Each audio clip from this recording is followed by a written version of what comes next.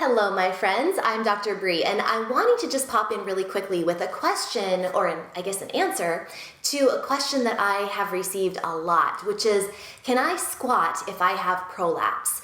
So the answer is, it depends, which is sort of my go-to answer, but it's true. It depends on the type of squat we're talking about. It depends on your level of prolapse, and also whether or not you're able to do the squat, physically perform the squat correctly. So first of all, if you have just recently learned that you have pelvic organ prolapse, if you are like a power lifter or you're really into lifting heavy weights, I would take a step back. Now, this is not to say that you won't be able to squat heavy and lift heavy again in the future, but for now, take a step back.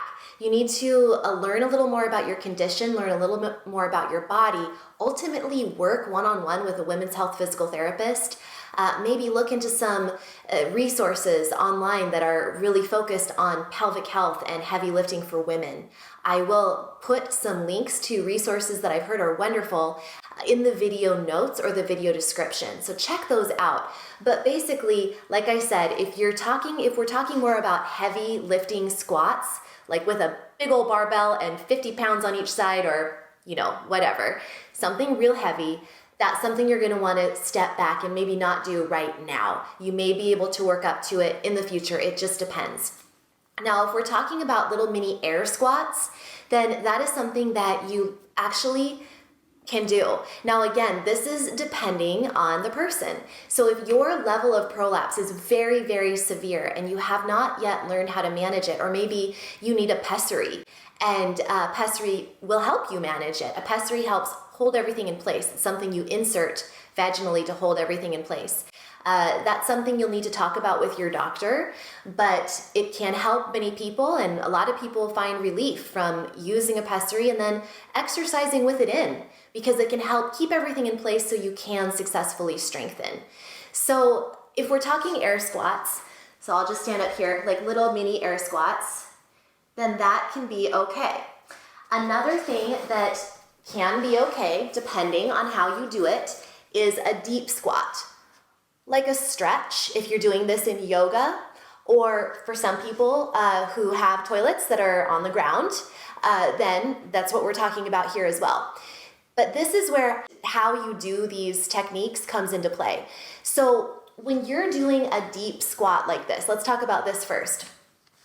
If you are roundy like this, then that is going to be very hard on your pelvic floor. It puts a lot of downward pressure on your pelvic organs, and I'll show you in the inset picture how when you are actually in a long spine squat position, your pelvis is tipping forward such that the pelvic organs are not going to drop out.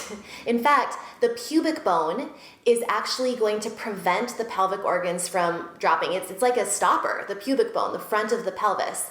But if you're like this and tucked under, then the bottom of the pelvis where the pelvic organs can come on through is in a position that's not so good. The pelvic organs could just come on through. So again, if you can keep your spine long and be in this position here, then a deep squat is actually, for many people, gonna be okay. It's a stretch and a strengthener for all of the hip and core and pelvic floor and back muscles. So if you cannot get into that position though, if you don't have the flexibility or the strength to get into that position, then you're gonna need to work up to it, modify it. For example, if you're in yoga class, you could use a yoga block that you are sitting on. This is not a yoga block, but you could use a yoga block or even something nice and high that you can sit on so that you can get into a nice position with your back and not be roundy like this.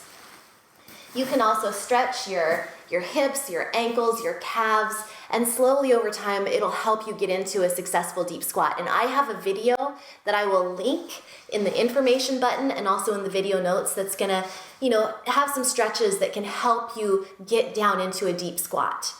Now the air squats, these guys here, if you're going forward with your knees, if you're not sitting back, then you're going too far forward. First of all, that's bad for your knees. Second of all, it's probably meaning that you're also rounding your spine like this. And again, a lot of downward pressure on your pelvic organs, and your pelvis is rotated in such a position that everything can just pop down on through.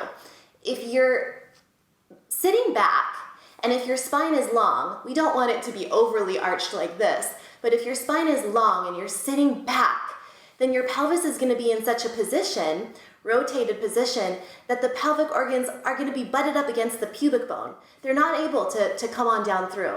So this is okay. And you want to exhale on the way up. Come down and then exhale on the way up. So it really depends on if you're doing it correctly, whether or not it's going to work for you. And again, it also depends on your level of prolapse. So basically, you just need to know that if you're going to try this, start small. Start with a supported squat.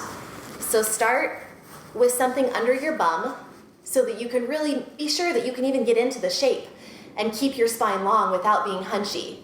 And if you're doing those air squats, just do little tiny mini squats, tiny guys, before you go any lower.